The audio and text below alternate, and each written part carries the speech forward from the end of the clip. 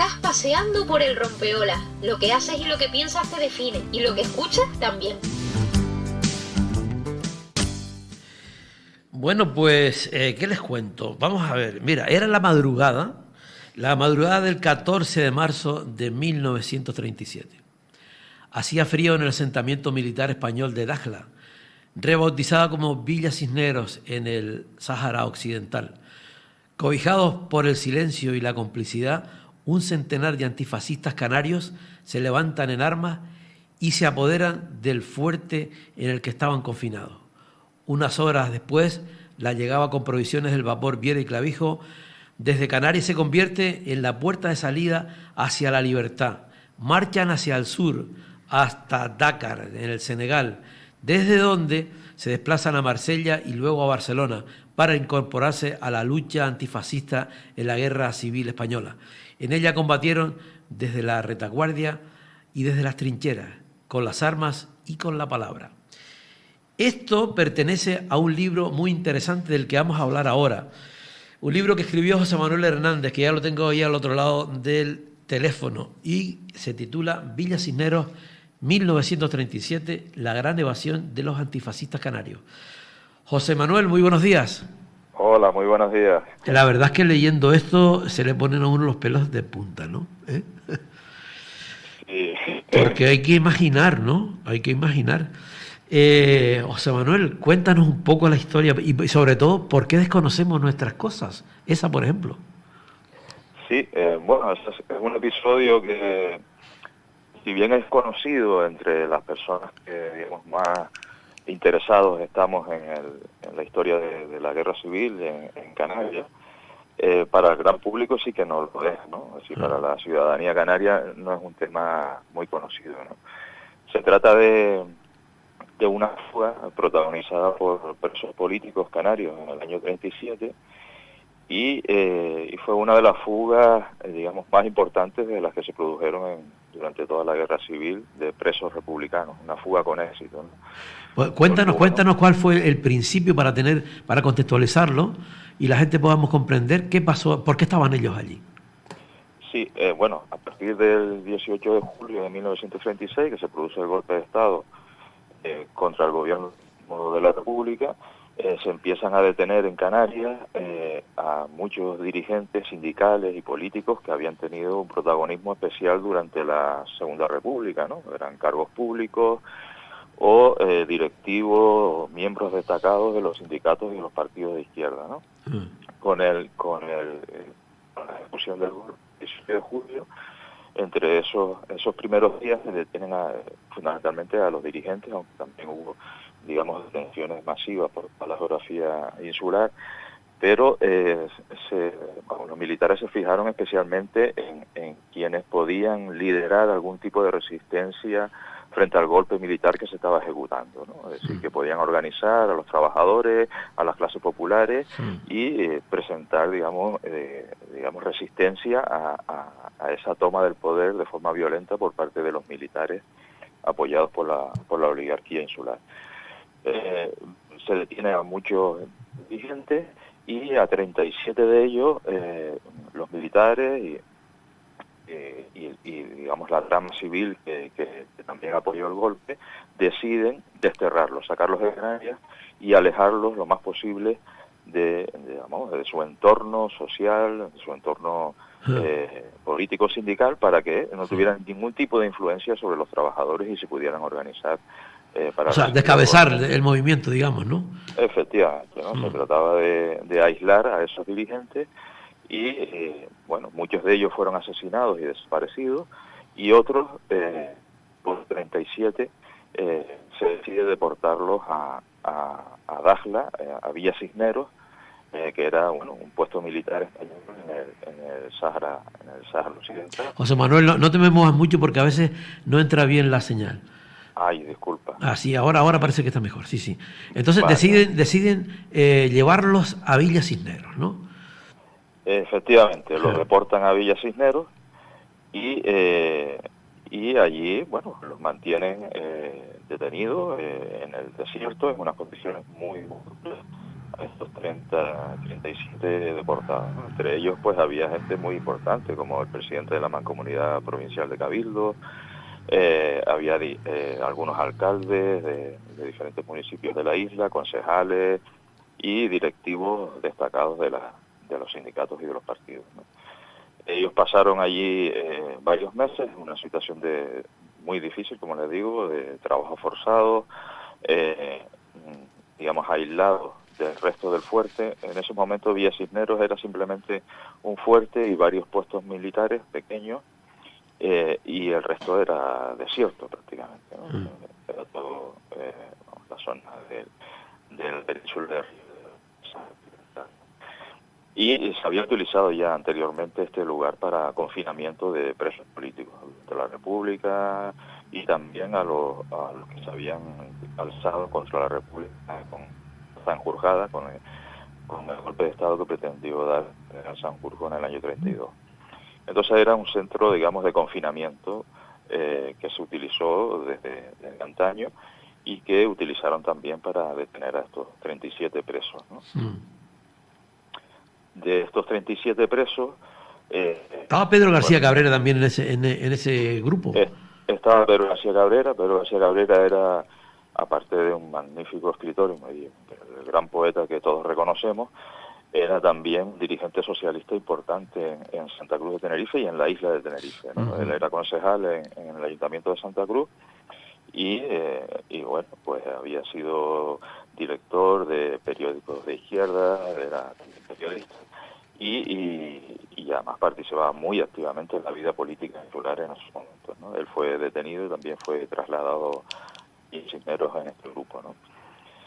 Y bueno, una parte de esos detenidos, de esos presos políticos, fueron trasladados, bueno, a las pocas semanas empezaron los traslados otra vez a Tenerife.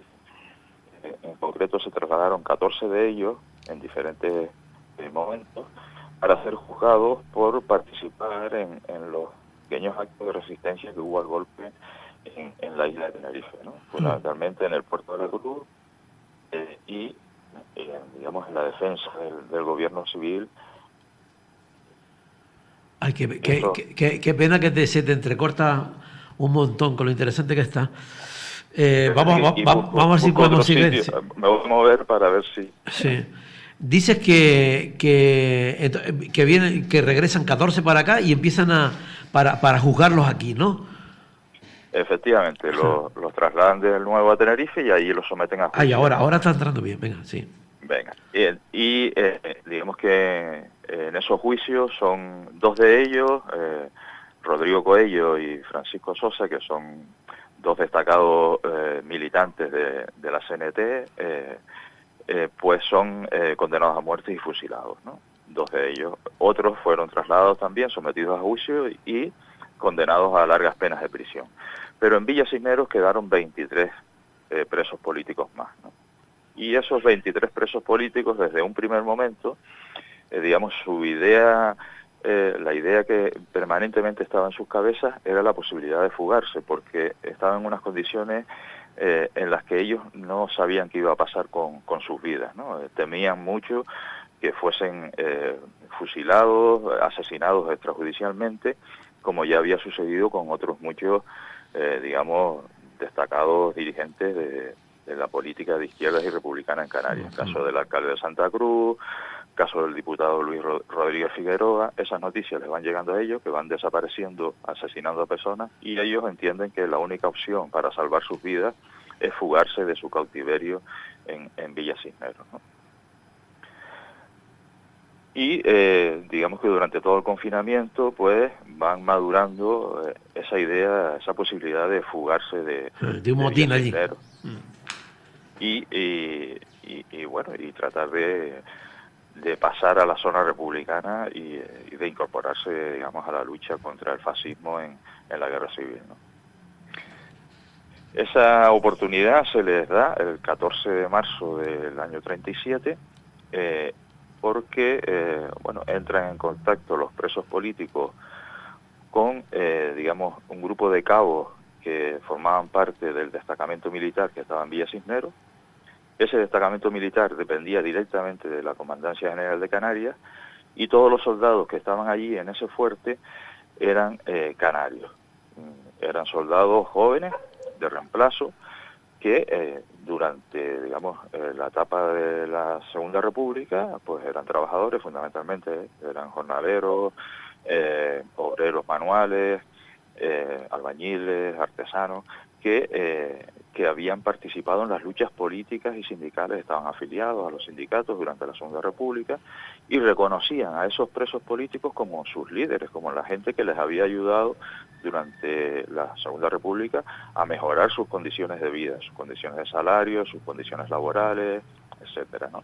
Entonces empezó a haber cierta, digamos, empatía, digamos, entre el grupo de soldados y el grupo de los presos políticos, ¿no?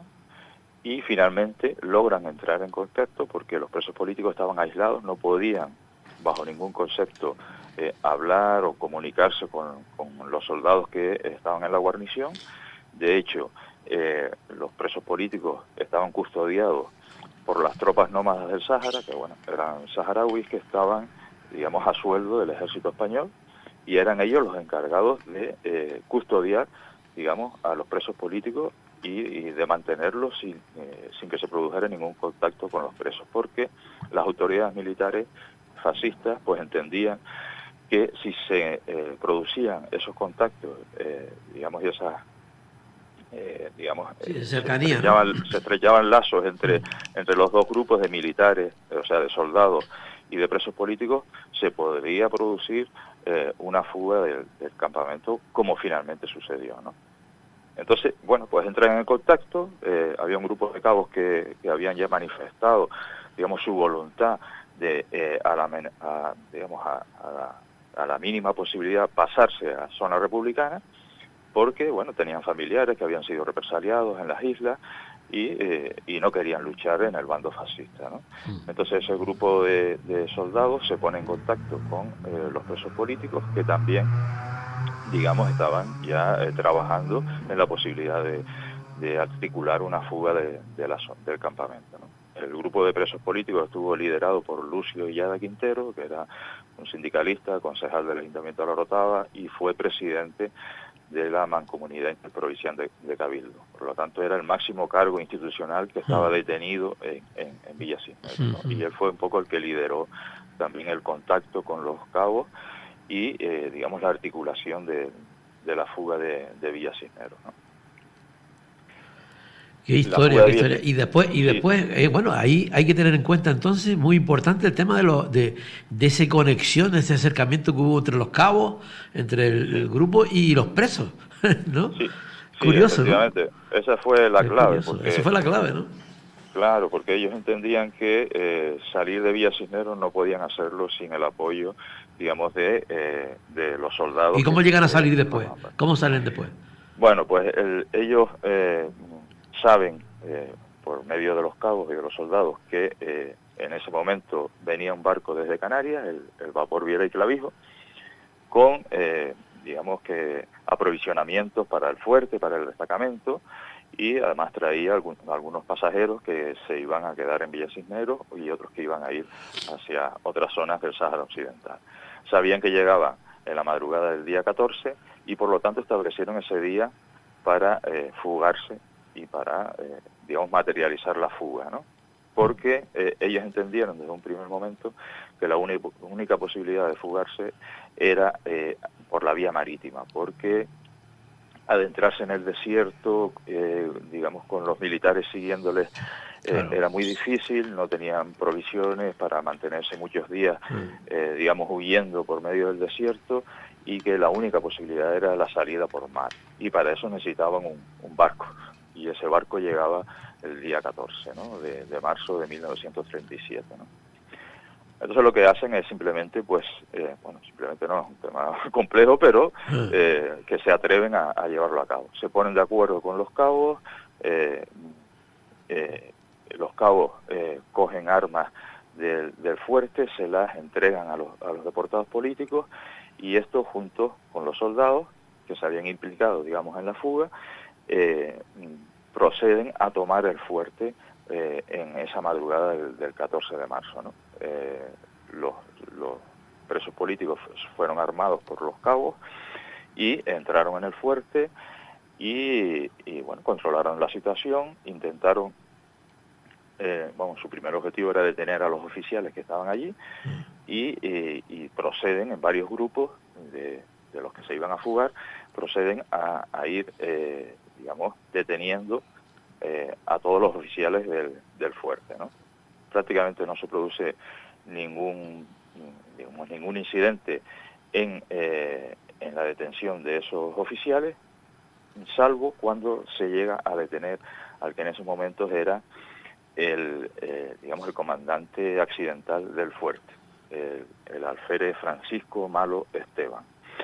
Este alférez, pues bueno, se resiste a ser detenido, los deportados y los presos, o sea, y los presos políticos y los soldados le conminan a que se entregue pacíficamente, que ya sabían que habían detenido ya al resto de sus compañeros, pero él sale de su habitación con pistola en mano y intentando, ofrecer resistencia a esa detención que se le estaba planteando, ¿no?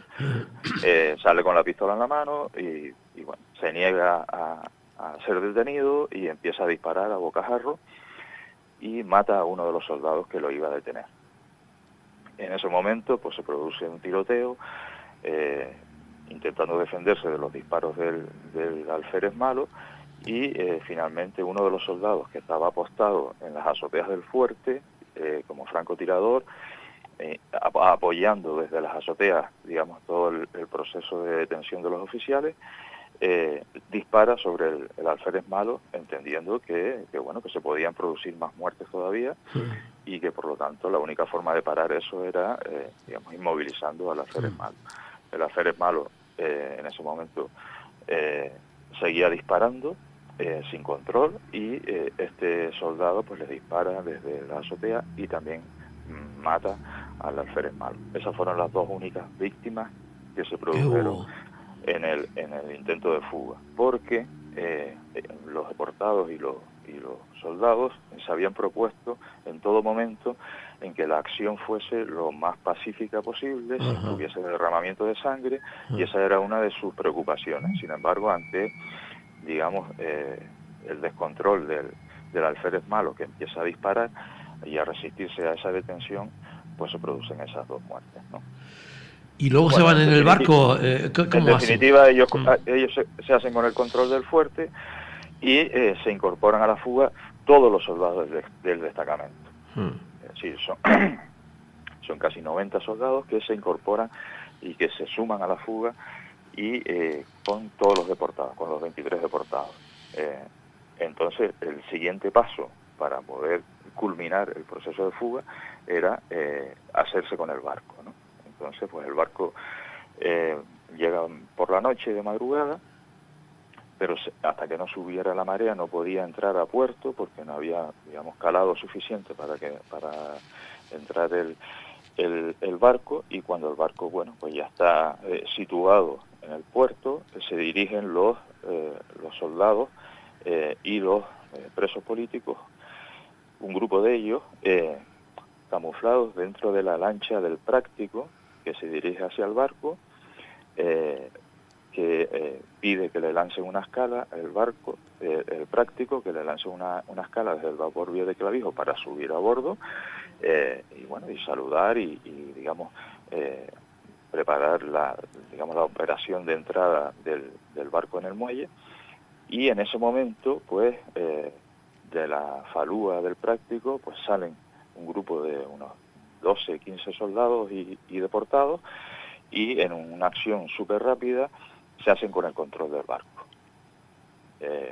Que detienen a los oficiales del barco y le preguntan al resto de la tripulación que se estaba produciendo una fuga y que si se querían incorporar. En ese momento, toda la tripulación del Viera y Clavijo también se incorpora a la fuga y deciden fugarse junto con los soldados y con los deportados políticos, ¿no? Toda la tripulación, excepto los oficiales del barco, que se negaron, a participar en la fuga, ¿no? Y en ese momento ya, cuando tienen el control del barco,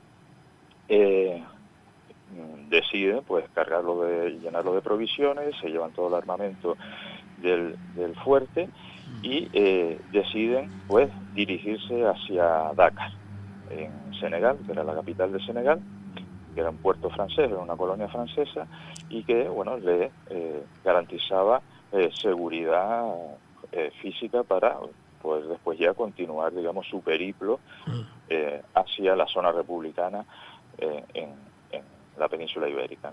Porque la intención de ellos desde un primer momento es, nos fugamos, pero seguimos luchando, seguimos... Sí, querían incorporarse al bando republicano, digamos, ¿no? Seguimos luchando en el bando republicano y lo que queremos es alcanzar la península ibérica y sumarnos a la lucha en la guerra civil, ¿no? Y eso fue lo que hicieron, ¿no?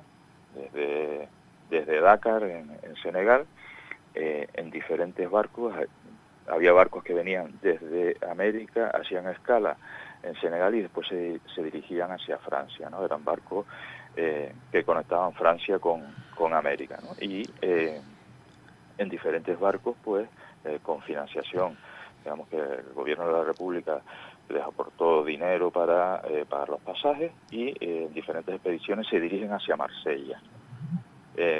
Llegan todos a Marsella y desde allí pasan a Barcelona. Y en Barcelona ya se incorporan en diferentes, digamos, unidades de trabajo a la lucha en la guerra civil. Yo te digo una cosa, ya se nos fue el tiempo, José Manuel. Nos has dado un argumento de una película, pero es que es total. A veces me parecía que estaba hablando de la fuga de Alcatraz o no sé, ¿no? ¿Sabes? Sí. Pero es que además, es alucinante cómo... Porque en este caso, al final, en Dakar, acaban los soldados, los políticos, el personal del barco, ¿no? Sí. O sea, en total fueron 152 personas las que 152 culminaron la fuga y pasaron a zona republicana, ¿no? Qué historia. Y después en zona republicana siguieron luchando en el ejército de la República.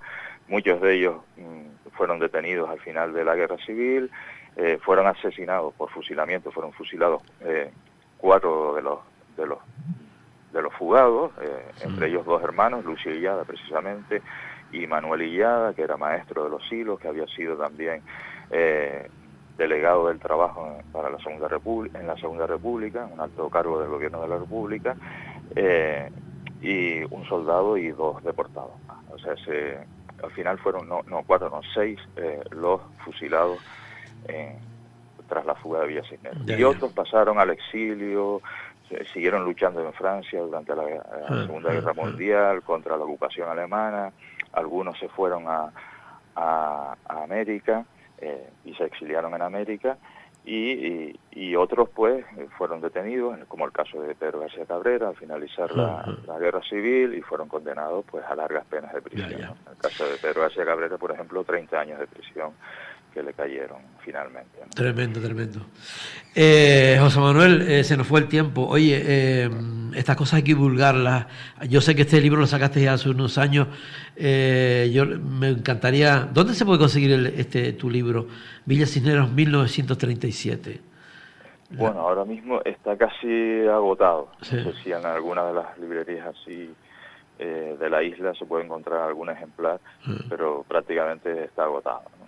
Sería bueno. Qué bueno, porque una segunda edición. Claro. Fíjate que, en fin, siempre decimos que nos falta tanto nuestra historia, pero no solamente de la primera, digamos, que siempre decimos lo mismo, sino de la más reciente, o sea que no sabemos. Esta historia, por ejemplo, es lamentable, que sí, que dices tú que gente entendida, que tal, pero la inmensa mayoría de la gente no ignora esto, vamos, total. No la conoce.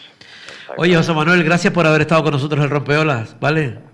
Pues muy bien, muchas gracias por enseñarnos toda esta historia. Hasta luego. Adiós, chao. Gracias. Bueno, pues